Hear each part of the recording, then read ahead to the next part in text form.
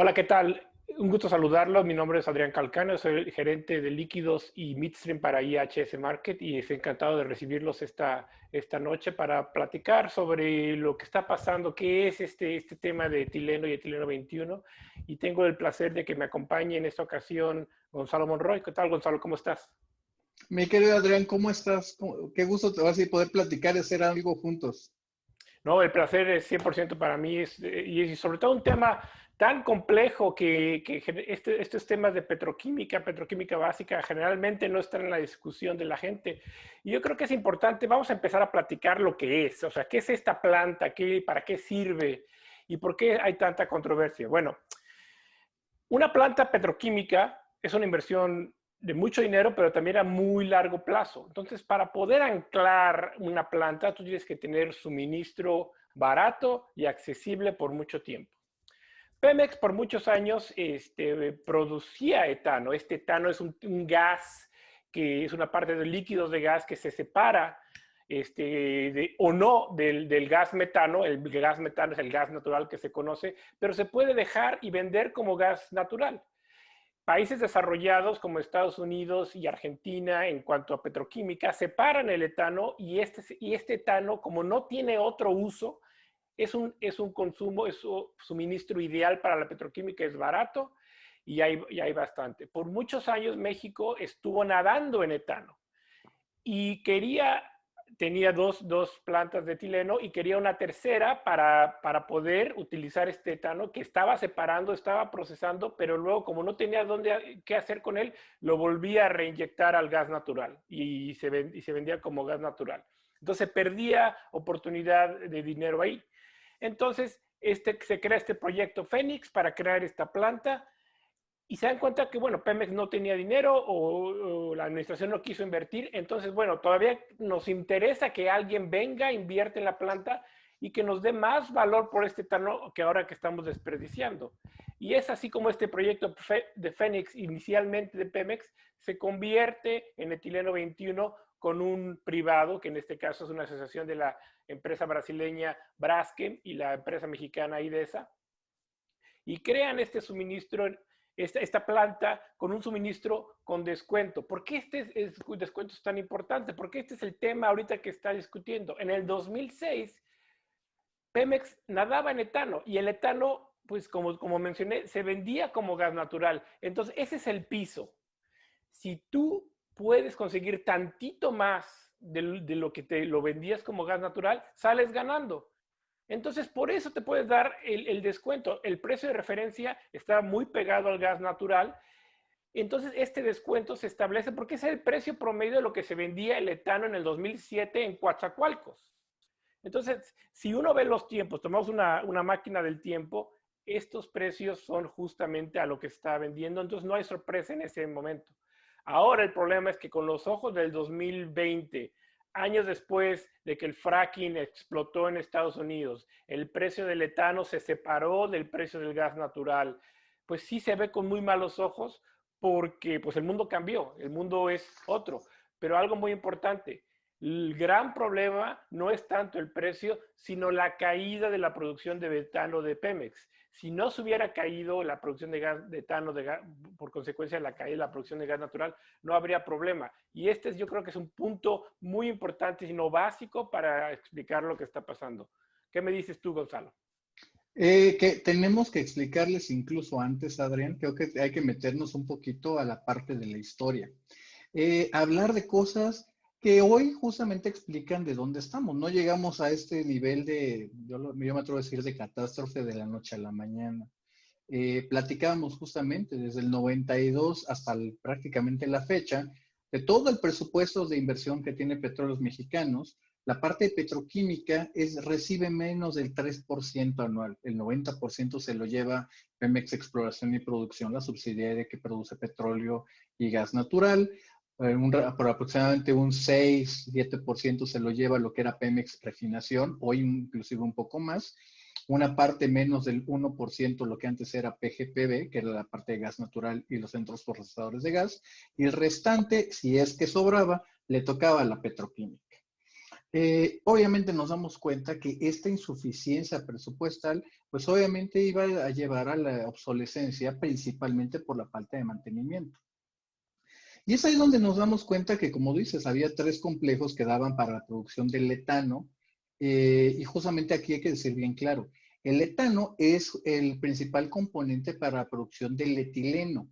Y del etileno se derivan muchísimas cadenas del polietileno de alta y baja densidad, desde cosas como plásticos, desde llantas, maquillaje, incluso medicinas, son precisamente de este producto. Ahí es donde está gran parte del valor agregado que se puede llegar a dar. Hay elementos que también hay que tener muy en consideración. Eh, Todo, y creo que dijiste muy bien esta parte, todo esto se hizo en un ambiente que ha cambiado radicalmente de donde estamos al día de hoy. Para darle una idea también a la gente, cuando se inicia este proyecto por ahí del 2007-2008, eh, Pemex estaba encaminando a su pico de producción de más de 7,000 millones de pies cúbicos diarios. En ese entonces estábamos encaminándonos hacia ese punto.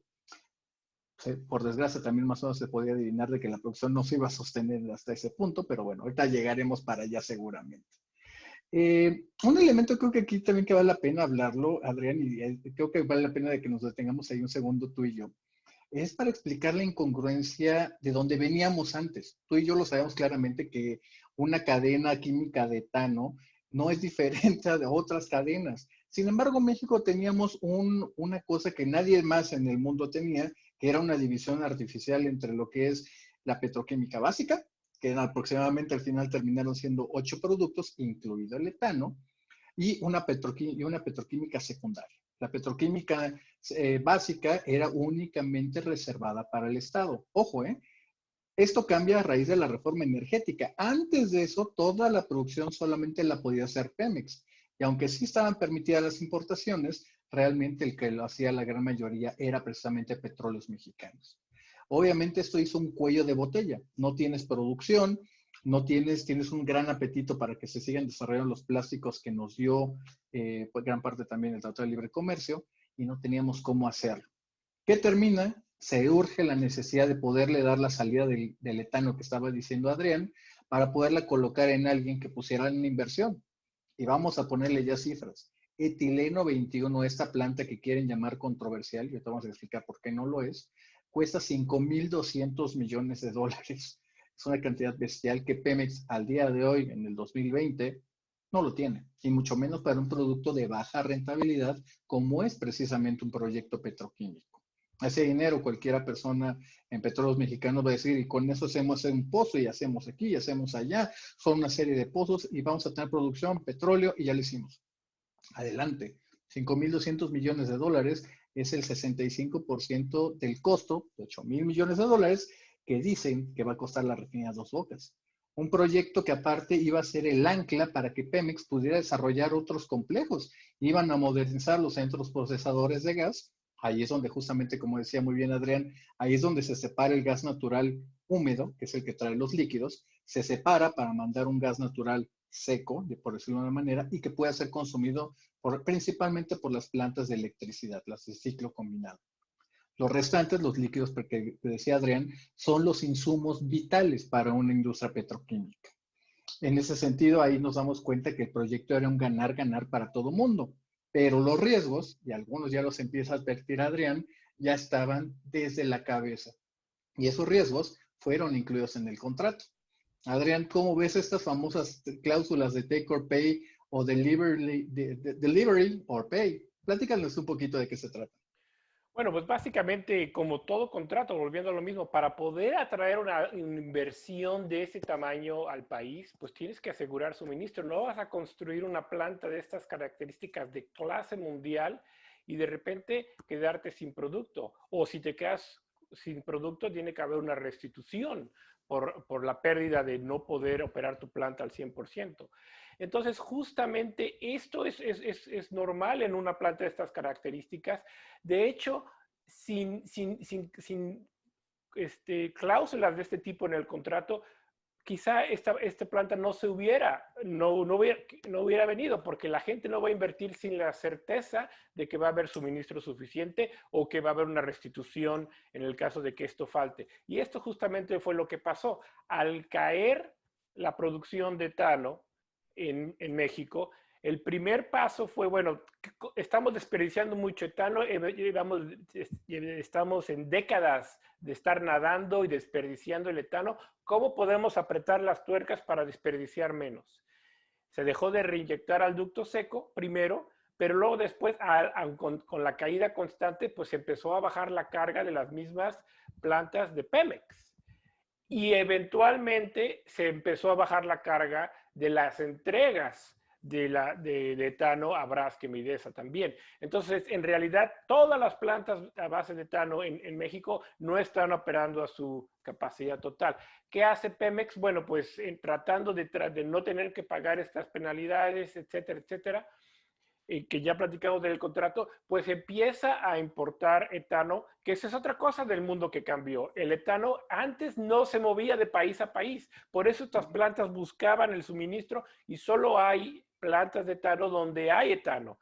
Entonces empieza a importar ahora que ya está disponible en Estados Unidos, pero este es un gas muy difícil de mover y muy costoso. Entonces no existe la terminal con la capacidad para importar etano de México hasta hoy en día. Entonces, con parches, utilizando buques de etileno pequeñitos, atraer el etano para tratar de copetear un poquito la producción, pero el problema es que este etano que se tiene que comprar a precio de referencia de Estados Unidos, más el flete, pues obviamente es mucho más caro que el precio de referencia con el descuento de lo que produce Pemex instalación en el contrato.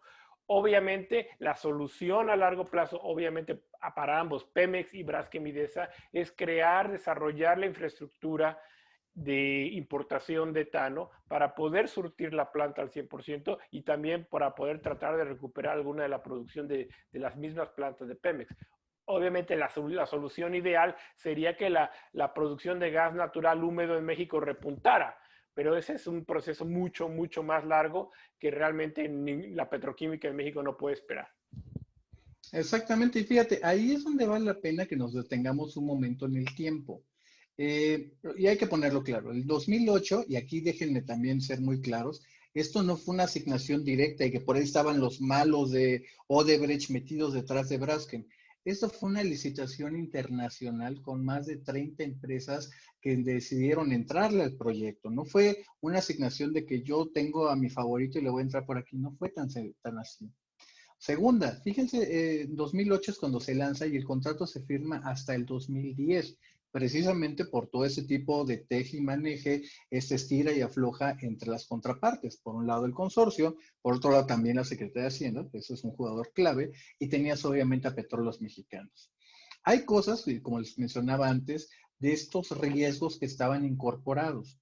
Típicamente, muy típicamente es lo usual en este tipo de contratos, existen las cláusulas de take or pay. Eso significa que, por ejemplo, si Pemex va a suministrar el etano, Braskem Idesa tiene que comprarlo, lo utilice o no, ellos tienen que pagar.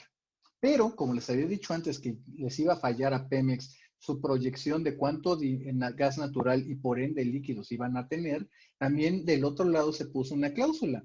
Pemex tiene que entregar el etano sí o sí. Y si no entrega, es sujeto a penalizaciones. Y esas penalizaciones traen dos cláusulas. Una, la no entrega del etano y dos, penalizaciones por tener una planta parada.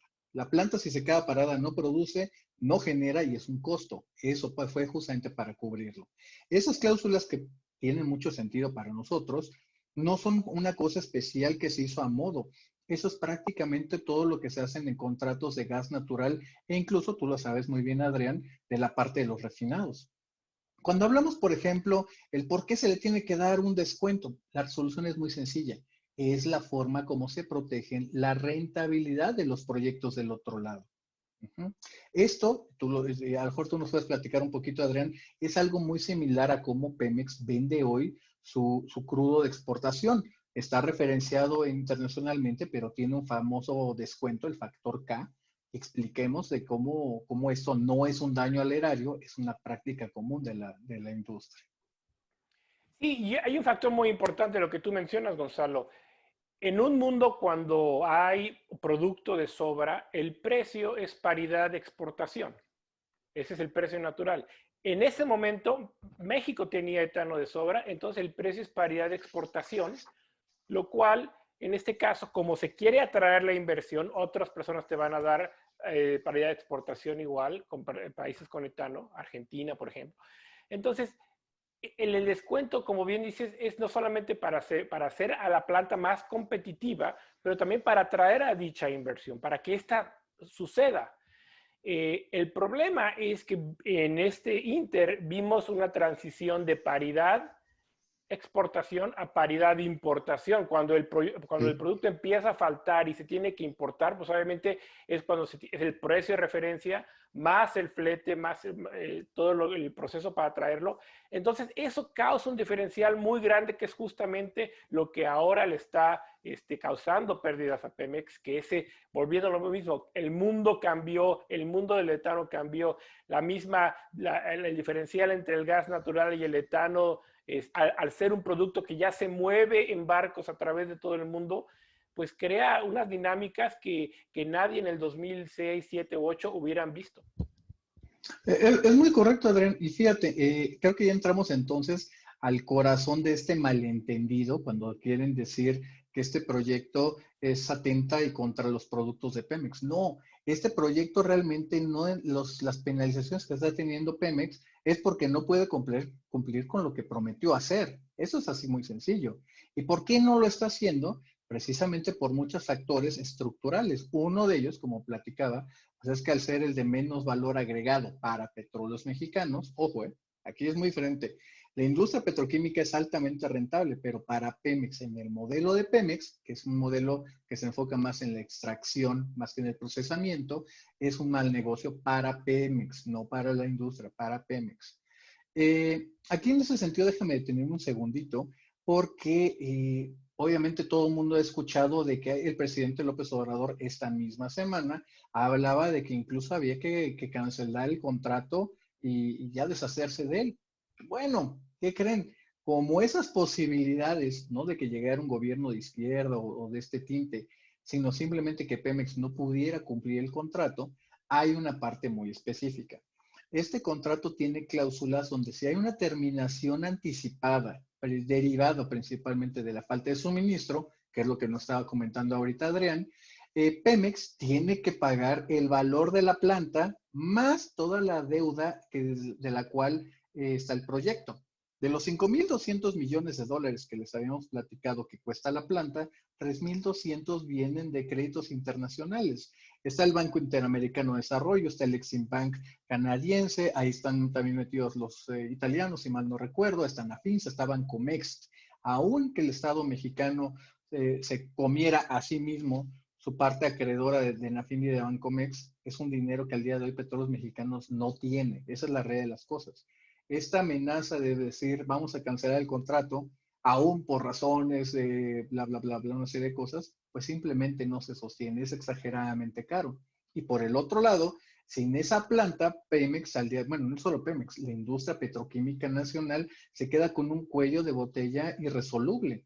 Hoy, como lo apunta muy bien Adrián, no tenemos la infraestructura para poder importar ese gas, perdón, en este caso el etano. Y entonces nos vamos a tener ahora una mayor crisis que antes no teníamos. Es un sinsentido, Adrián. Una cosa que yo creo que aquí que es importante señalar, Gonzalo, es el hecho de que justamente estabas tocando ese tema. La soberanía nacional energética es un tema muy importante para el gobierno actual y justamente cualquier afectación a la producción y el desarrollo y operación de esta planta está obligando a México y a la industria petroquímica a volverse mucho más dependientes de las importaciones de otros países.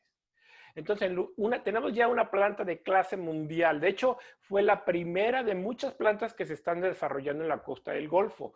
Por Es lo cual correcto. es vital que en este momento, antes de que las otras plantas que son competencia neta con etileno 21, en este momento es cuando etileno 21 tiene que estar recuperando mucho de su costo de inversión. Cualquier afectación en este momento le está cambiando mucho el panorama.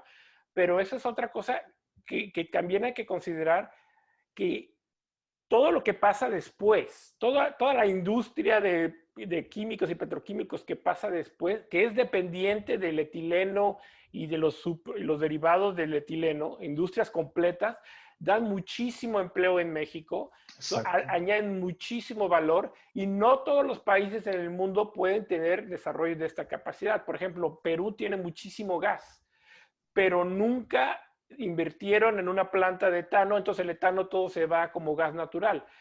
Solo 4 países en América Latina tienen una industria petroquímica real. Y México, gracias a Dios, es uno de ellos, pero se tiene que aprovechar en esto y sobre todo por este punto.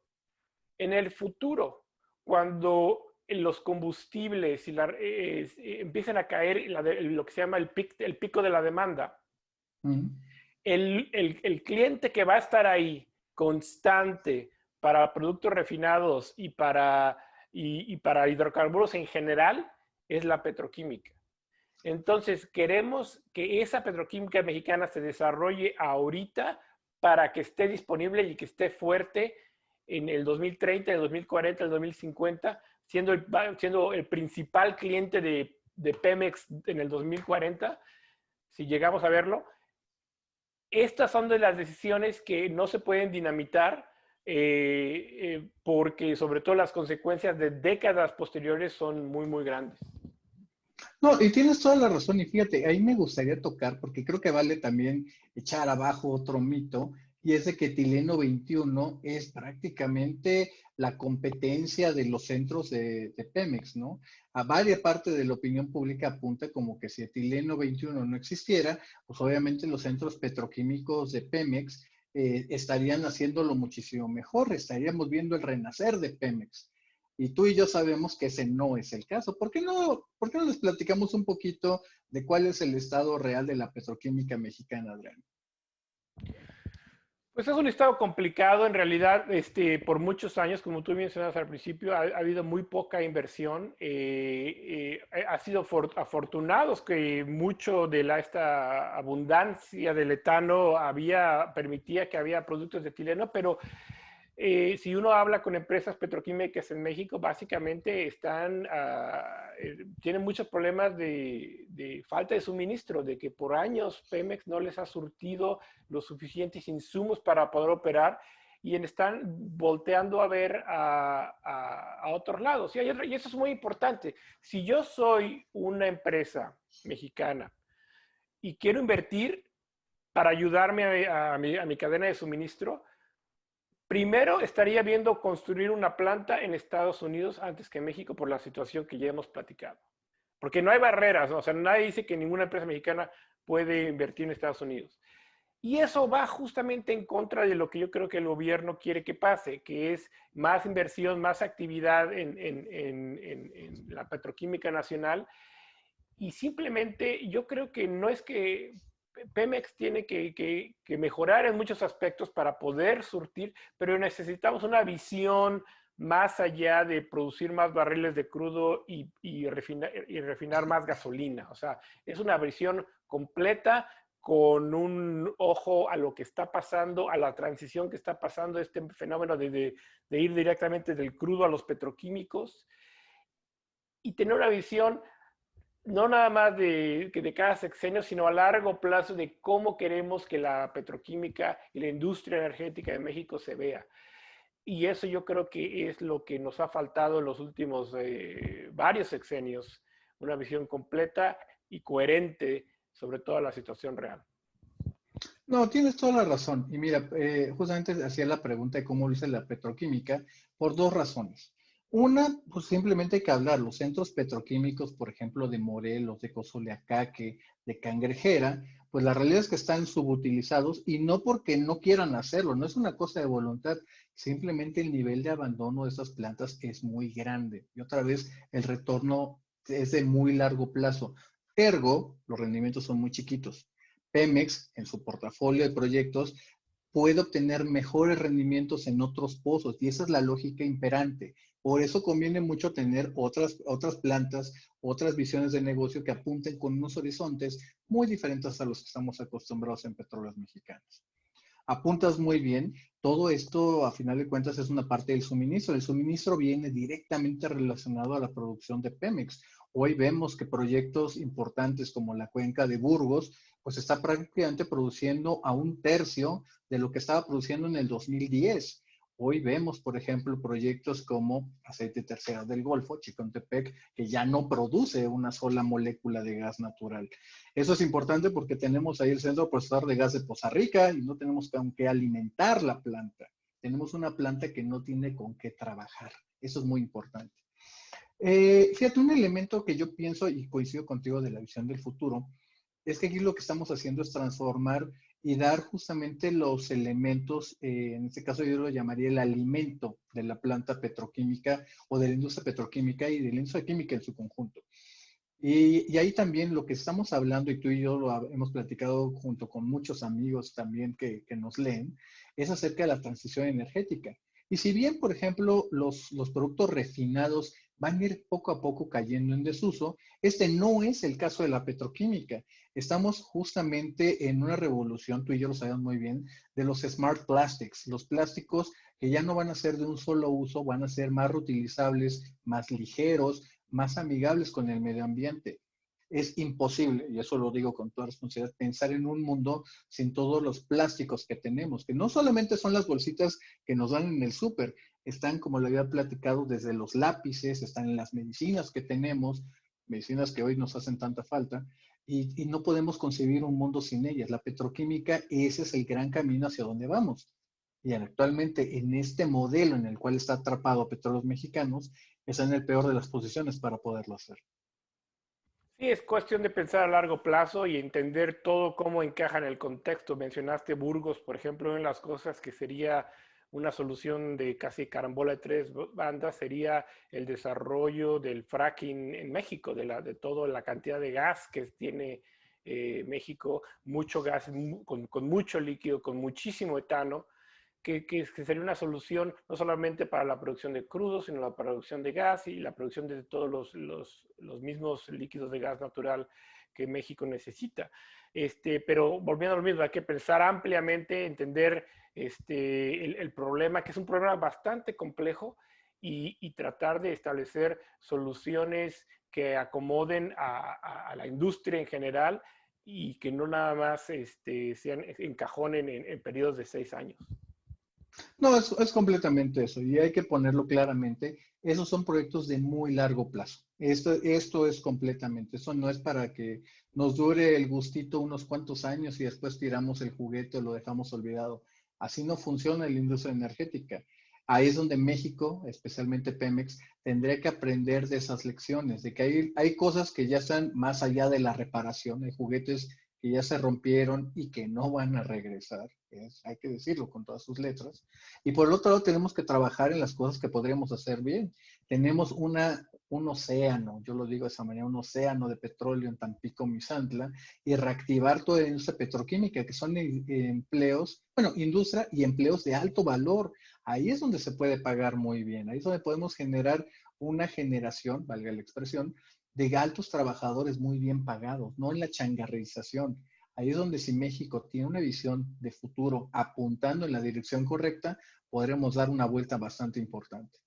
Adrián, ha sido una conversación creo que buenísima. Ojalá que podamos hacer más de estas juntos y muchísimas gracias. Gracias a ti, Gonzalo. Te mando un abrazo y espero que a la gente les haya gustado. Gracias. Gracias.